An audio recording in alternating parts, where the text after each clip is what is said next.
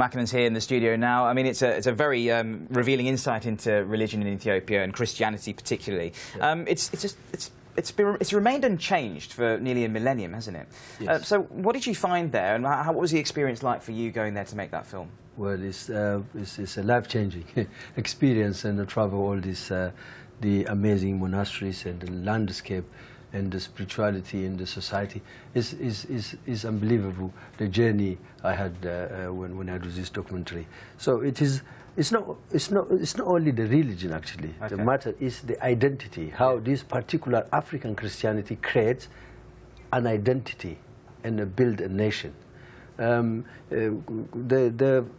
The question about Christianity, when you talk about Christianity, is when Christianity come to Africa, is to lighten the dark continent, but it is not true. Christianity was there 1,500 years ago. So it is absolutely false that Christianity lightened Africa. Ethiopia, or the modern day Ethiopia and Eritrea, then Abyssinia, was Christian, while the Roman kingdom was pagan. So Christianity has been there. So this particular Christianity, Orthodox Ethiopian Christianity, is not only the religious aspect. What fascinates me is the creation of identity. Creation of identity is preserving history and culture altogether. What was it that inspired you to make this film? You've done two others before, haven't you? But what made you decide to tackle this subject? Well, it is somehow there is a similarity between the past films.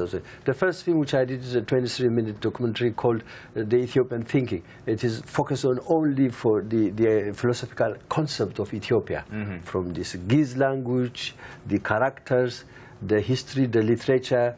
And the second is sacred art, that is about the history of modern art in Ethiopia.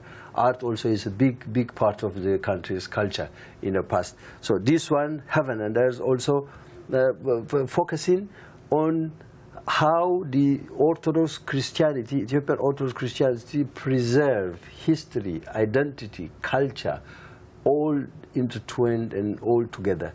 So it wasn't that much really known to the rest of the world.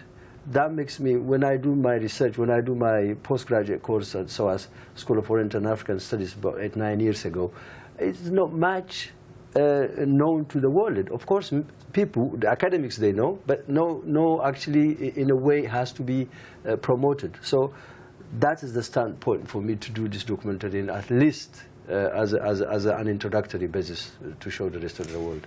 In the film, you also explore the monasteries of Lake Tana. Can you tell us a bit more about that?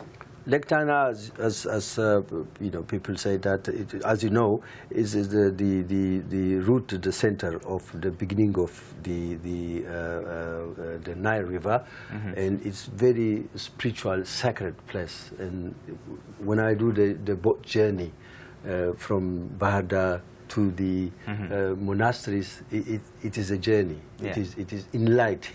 It enlightens you. So I chose two monasteries to do my film. One is the Ntosi Jesus Gedam, the Azwa Mariam Gedam. Why I choose Ntosi Jesus is a mixture of nuns and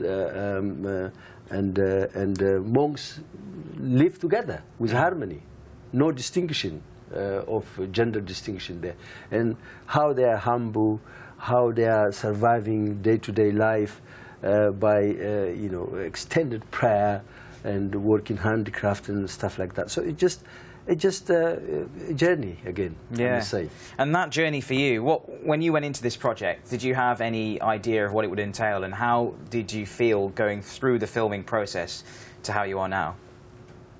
When I started, I'm not a kind of filmmaker, script everything, follow from A to Z, all the scripts. I'm not doing like that. It's not my style. I know the general concept, what is there and how I'm going to do it. I know from the beginning to the end. Then I'll leave it as a flow. How, you know, I'm not like talking heads. I don't want just to talk.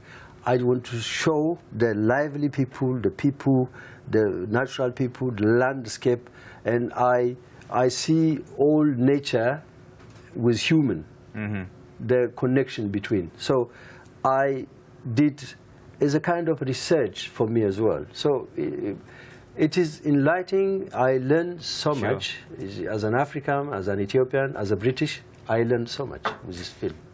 You've won awards in your previous work, and you've tackled Ethiopian philosophy before. What's next on the cards for you? What's your next project? This particular project, this Heaven and Earth, is a kind of introduction for the part 1, part 2, and part 3. Because within 45 minutes, I can't cover the entire education system of the past of Ethiopia or Abyssinia. I can't cover the music culture as well. This needs a very specific, detailed research. So this is as an introduction, as a teaser. Then the next part will continue, hopefully. Mackonen Michael, much appreciated for coming in today, and I look forward to watching the documentary. It looks great. Thank you very much. Thank you.